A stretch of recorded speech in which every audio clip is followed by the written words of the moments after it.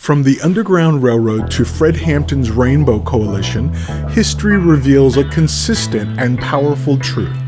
Solidarity among marginalized groups is one of the most dangerous threats to the status quo.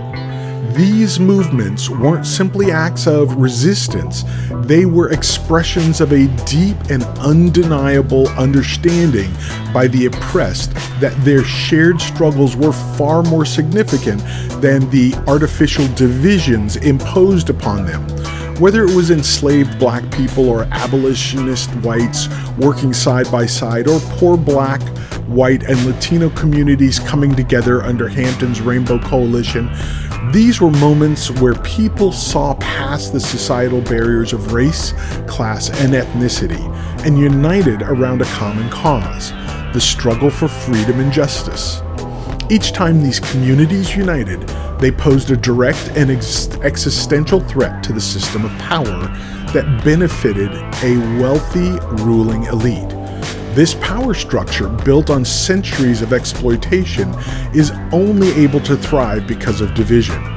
The elite know that if the oppressed come together, if we see each other as allies rather than enemies, they can no longer maintain their hold over wealth, the resources, and the decision-making processes that have kept the status quo intact for so long. But every time this unity began to gain momentum, the elite's response was swift, calculated, and devastating. Divide and conquer. They used every tool at their disposal, race, class, gender, and even ideology, to prevent us from seeing that we have a shared interest in dismantling the systems that oppress us all. Through these tactics, they've not only manipulated the narrative of who the enemy is, but they've also kept us from recognizing that the true enemy has always been the elite who profit from our division.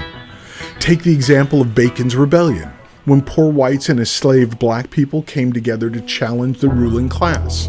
The elite feared that the unity between these two oppressed groups would lead to a powerful and transformative movement that could dismantle the very system that granted them wealth and control.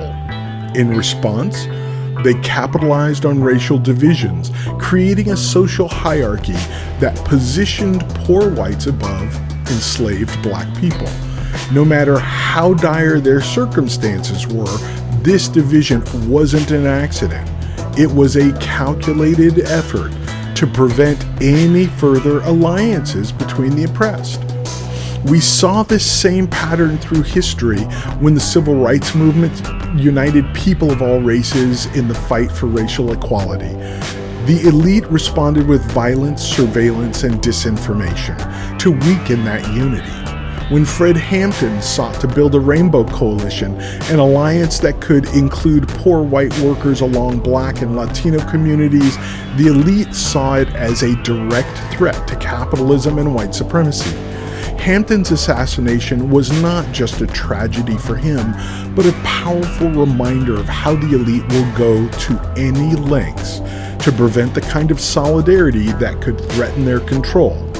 The message was clear. If we can keep them divided, we can keep them weak. So why is solidarity such a threat? Because it transcends the boundaries that the elite have built to divide us. When the oppressed unite, they begin to recognize that their struggles, whether they are based in race, class, gender, or immigration status, are interconnected. Solidarity is about seeing each other not as separate struggles, but as a part of the same collective fight for freedom, equality, and justice. It's about shifting the power from the few who control the systems to the many who are united in their common purpose.